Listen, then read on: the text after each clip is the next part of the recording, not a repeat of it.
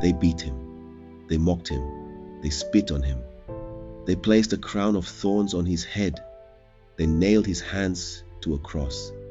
And when he died, the earth shook, the sky went dark, and hope seemed lost. But what if I told you that was not the end of the story? Because 3 days later, the tomb was empty. This is the story of the week that changed the world forever.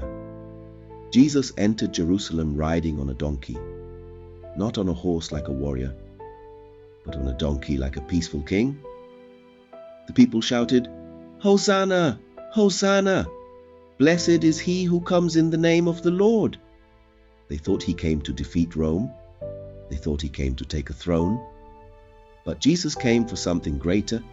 He came to go to the cross. On Thursday night, Jesus sat at a table with his disciples.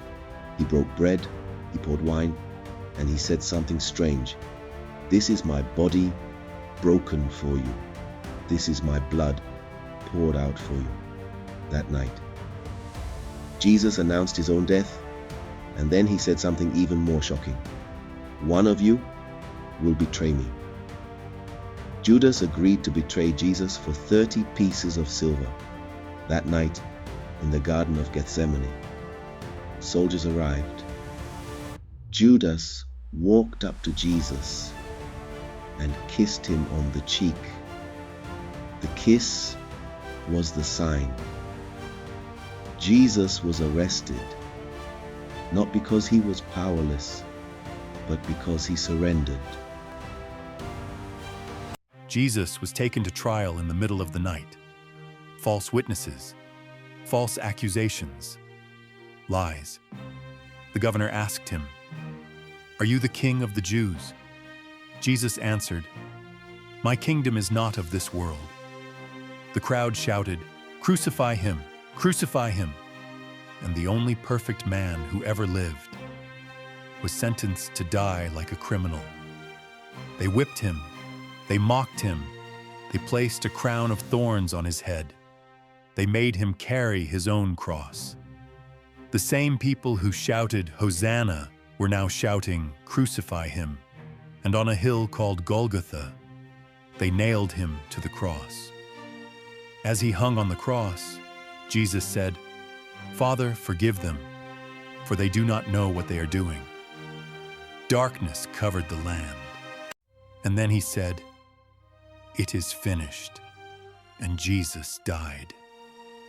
At that moment, the earth shook, the temple curtain tore in two. The price for sin was paid. They placed his body in a tomb. A heavy stone was rolled in front of it. Roman soldiers guarded it. Friday, he died. Saturday, he was silent. Hope seemed lost. Heaven seemed quiet. But God was not finished. Early Sunday morning, women went to the tomb, but the stone was rolled away. The tomb was empty. An angel said, "Why are you looking for the living among the dead? He is not here. He has risen." Death thought it won, but Jesus walked out of the grave, and because he lives, we have hope. The cross is not just a story. The resurrection is not just history. It is an invitation. Jesus died for you. Jesus rose for you. And the same power that raised Jesus from the dead still changes lives today. This is why Easter matters, because the day Jesus died was the day death died. If this video reminded you what Jesus did for you, subscribe for more Bible stories and comment below. He is